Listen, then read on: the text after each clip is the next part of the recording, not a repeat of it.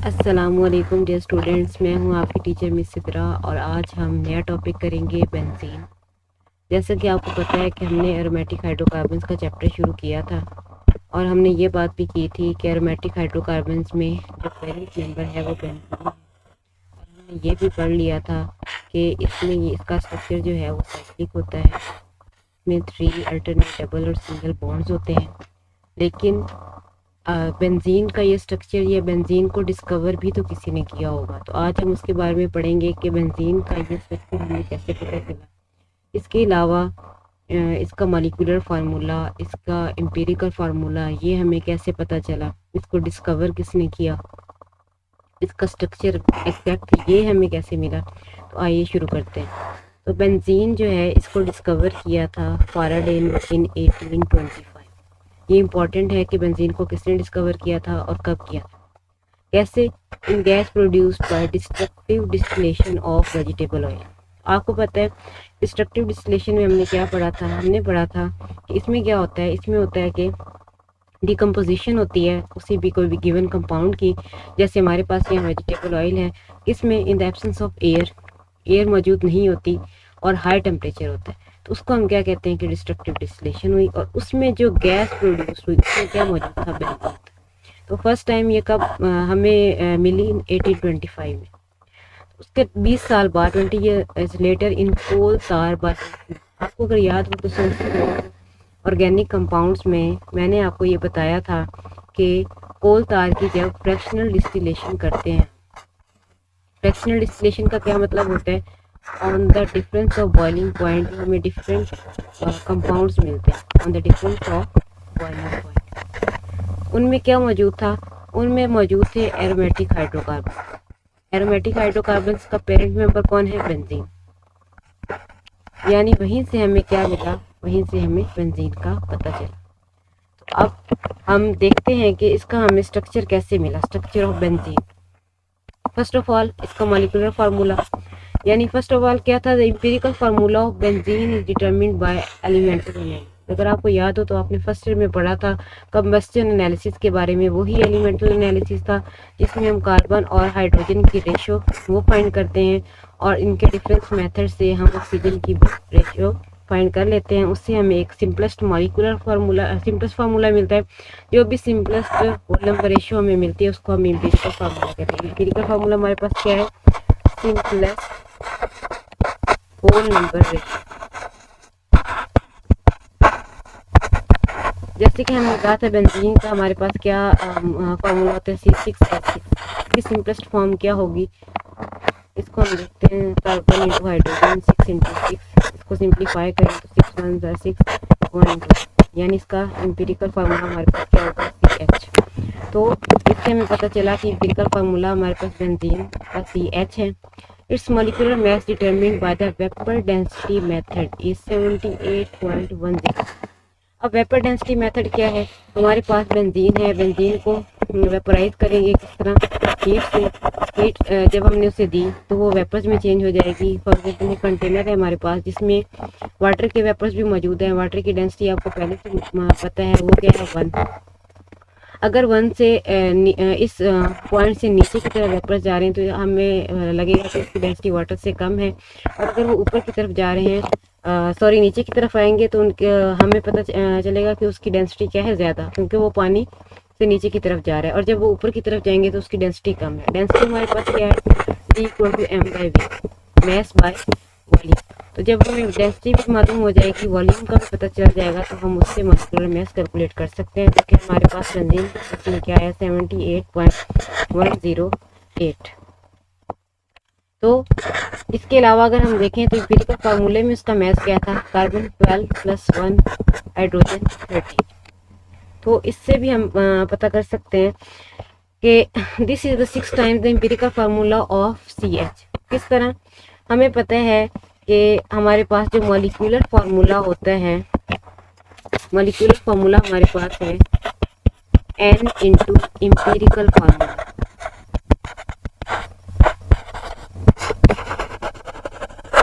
अब हम N कैसे कैलकुलेट करेंगे? N हमारे पास आएगा molecular formula by empirical formula.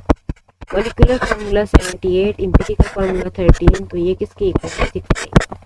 तो मतलब n हमारे पास आ गया। तो मॉलिक्यूलर फार्मूला हमारे पास कैसे आएगा, n into empirical formula, n is equal to 6, empirical formula is CH, so it is C6H6। उसके बाद नेक्स्ट हमारे पास है the molecular formula of benzene indicates that it is highly unsaturated compound. क्योंकि हमने अल्केन अल्कीन अल्काइन में भी हमने देखा तो इसमें इस तरह का हमारे पास 1:1 रेशो वाला कोई भी स्ट्रक्चर नहीं है। इसका मतलब इसके अंदर हाईली अनसैचुरेटेड का मतलब क्या है, इसमें डबल और ट्रिपल बॉन्ड मौजूद हो सकते हैं। तो उसके बाद अब हम देखते हैं कि इसमें एक जिसके बारे में स्ट्रक्चर दिया गए थे वो थे स्ट्रेट चेन कि इनकी ओपन चेन होगी और उसको क्या कर दिया गया, रूल्ड आउट, यानी कि उसे ख़त्म कर दिया गया। कैसे, 2 of the possible straight chain formula suggested for benzene are. तो इसमें 2 जो फार्मूला सजेस्ट किए गए थे वो ये थे, एक था 1,5 हेक्सा डाई YNE का मतलब है कि पहली और 5वीं पोजीशन पर ट्रिपल बॉन्ड मौजूद है, 1 2 3 4 5 एंड 6। तो पहली पे भी ट्रिपल है और 5th पे भी ट्रिपल बॉन्ड है। हाइड्रोजन काउंट कर लेते हैं, हाइड्रोजन इसमें हमारे पास है 1 3 4 5 एंड 6। तो एक ये है जिसमें हमारे पास ट्रिपल बॉन्ड मौजूद है, सिर्फ और सिर्फ ट्रिपल बॉन्ड। और एक है 1,5 हेक्साडाइईन, यानी पहली और 5वीं पोजीशन पे डबल बॉन्ड है। और 3 वाइन यानी तीसरी पोजीशन पे हमारे पास क्या मौजूद है, ट्रिपल बॉन्ड। तो इन दोनों को क्या कर, ये 2 हमारे पास पॉसिबल स्ट्रक्चर्स थे जो दिए गए थे। तो वो कहते हैं कि एक कंपाउंड है स्ट्रक्चर एज अबव, कि इस तरह का अगर कोई इसका स्ट्रक्चर है it will behave like an alkyne और अल्काइन। इसके रिएक्शन भी वैसे होने चाहिए, यानी जैसा रिएक्शन अल्कीन देता है या जैसा अल्काइन देता है वो ही रिएक्शन दे। इन दोनों वो दोनों क्या होते हैं, बहुत सारे ऑक्सीडाइज अल्कलाइन के अमीनो फोर्स, दोनों के दोनों ऑक्सीडाइज हो जाते हैं के अमीनो फोर्स। जैसे कि ये है आपके पास, तो ये हमारे पास क्या है, डबल बॉन्ड, ये KMnO4 है और ये जब भी डबल बॉन्ड हो और अल्कलाइन KMnO4 होगा तो क्या होगा, उसमें वाटर ऐड हो जाएगा, यानी OH ऐड हो जाएगा। OH यहाँ पर हमारे पास ऐड हो गया तो ये क्या हो गया, इथाइलिन ग्लाइकोल। तो इसकी ऑक्सीडेशन का मतलब क्या होता है, अगर हमारे पास अल्केन या अल्कीन है उसकी ऑक्सीडेशन होगी तो अल्कोहल में चेंज हो जाएगा। अगर वो अल्कोहल है तो वो अल्डिहाइड या कीटोन में चेंज हो जाएगा, और अगर वो अल्डिहाइड या कीटोन है तो वो एसिड में चेंज हो जाएगा। यानी अल्केन अल्कोहल और वो अल्डिहाइड या कीटोन में चेंज होगी और वो एसिड में चेंज होगी। तो ये हमारे पास क्या है, ये हमारे पास एल्कीन है, किस में चेंज होगी, अल्कोहल में। दोनों तरफ क्या ऐड हो जाता है हमारे पास, OH ग्रुप। इसी तरह अल्काइन की या इथाइन की बात करें तो वहाँ पर भी क्या होता है, KMnO4 मौजूद है, डबल बॉन्ड है तो 2 OH ऐड हुए, ट्रिपल बॉन्ड है यानी एक बार तो CH OH double bond COH, लेकिन दूसरी बार क्या होगा, ये डबल बॉन्ड भी ख़त्म हो जाएगा और इसकी जगह भी OH और OH ऐड हो जाएंगे।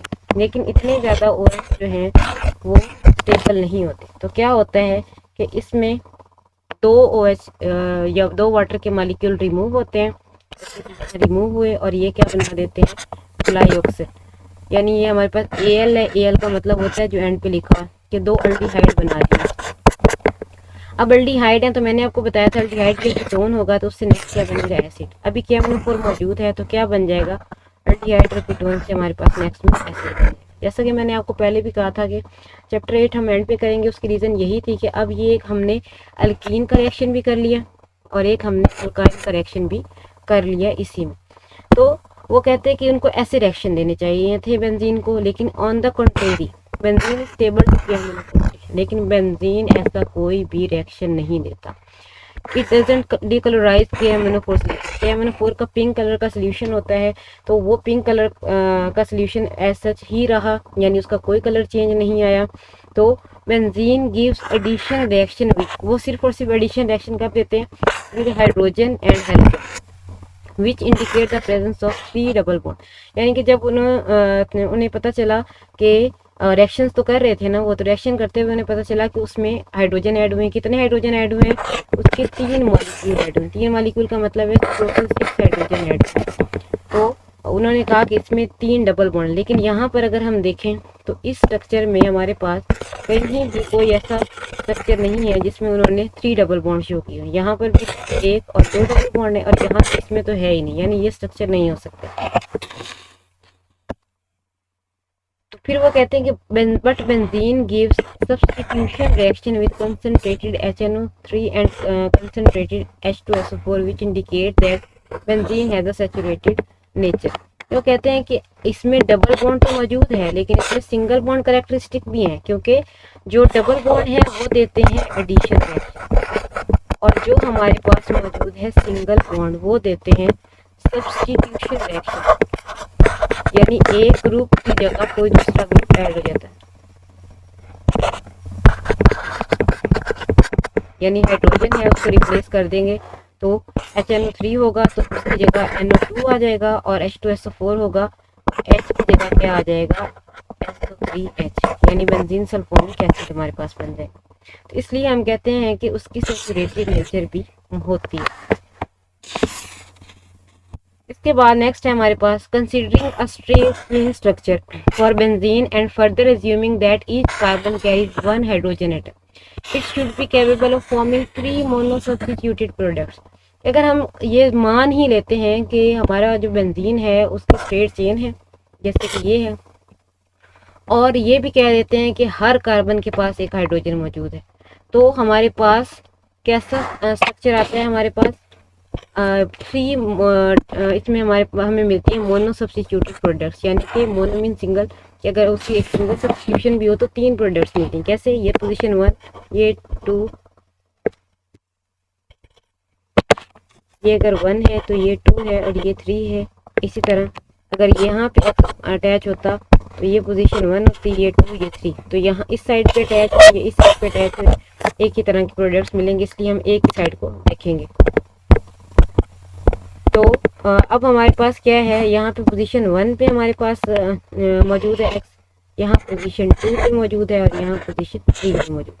इस हिसाब से हमारे पास 3 मोनो सब्स्टिट्यूटेड प्रोडक्ट्स मिलते हैं, लेकिन benzene gives only 1 mono substituted product, तो वो लेकिन एक ही प्रोडक्ट देता है।